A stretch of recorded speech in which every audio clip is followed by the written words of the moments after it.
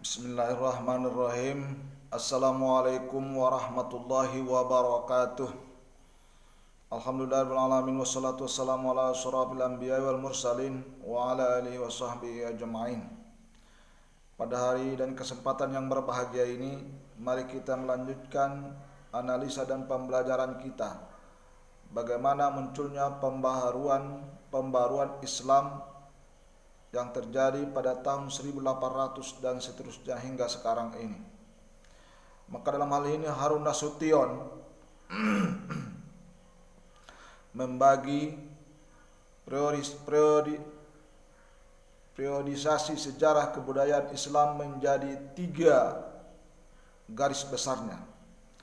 Yang pertama, periode abad klasik dari tahun 650 sampai 1250 Masehi. Yang kedua, periode abad pertengahan, yakni tahun 1250 sampai 1800 Masehi. Yang ketiga adalah periode abad modern dari tahun 1800 hingga sekarang ini. Maka dalam analisa kita, kalau kita lihat dalam sejarah dan analisa Harun Nasution menyampaikan pada periode abad klasik ini menggambarkan periode kondisi kejayaan Islam, menggambarkan kondisi kejayaan Islam, dunia Islam. Pada periode abad pertengahan ini menggambarkan kondisi kemunduran Islam. Periode abad modern menggambarkan kondisi kebangkitan dunia Islam. Jadi kalau kita lihat, kemajuan Islam itu terletak dan berada pada masa zaman klasik. Periode klasik, di sana kita temukan Islam itu maju, berkembang dengan pesat, dengan jaya, baik secara ekonominya, secara intelektual, keilmuannya, ketenteraannya. Pada masa itu Islam maju dengan pesatnya. Tetapi pada abad pertengahan Islam itu hancur. Islam itu mengalami kemunduran. Mulai bangkit pada abad modern. Itulah sekarang ini Islam mulai bangkit dari tidurnya, mulai menyadari kelemahan dan kekurangannya. Menurut Muhaimin, beliau berpendapat bahwa Islam mencapai kemajuan di abad klasik disebabkan oleh beberapa hal. Yakni yang pertama, umat Islam itu melaksanakan ajaran Al-Quran. Umat Islam itu melaksanakan ajaran Al-Quran. Yang kedua, umat Islam itu melaksanakan ajaran Rasul.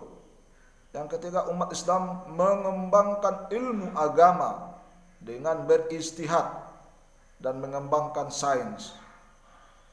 Yang keempat, ulama yang berdiri sendiri. Ulama pada periode ini menolak tawaran penguasa untuk menjadi pegawainya. Jadi menurut Muhaimin, beliau berpendapat bahwa keempat faktor inilah yang menandakan, yang menunjukkan, mencerminkan kemajuan Islam pada abad klasik. Pada abad pertengahan, yakni terutama pada abad ke-16 sampai 18, di sana laju keilmuan sudah mulai semakin lemah. Keilmuan sudah mulai berkurang. Ini terdapat ciri-ciri pada abad pertengahan ini adalah kita lihat ulama kurang berarti, ulama kurang berani untuk melakukan ijtihad.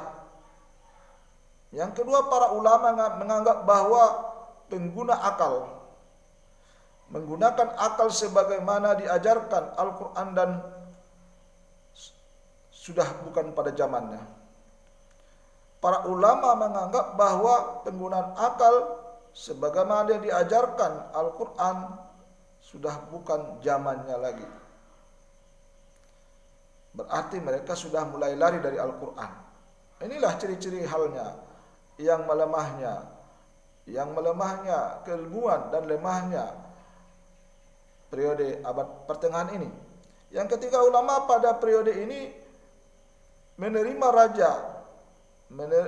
saja karya-karya yang dihasilkan oleh ulama zaman abad klasik, tanpa ada penganalisa, pengembangan dan lain sebagainya. Banyak ulama yang tidak lagi berdiri sendiri, tetapi bergantung kepada penguasa. Para ulama pada waktu itu tidak bisa berdiri sendiri. Dia sudah menerima apa adanya. Dia tergantung kepada penguasa. Para ulama pada periode ini hanya mengikuti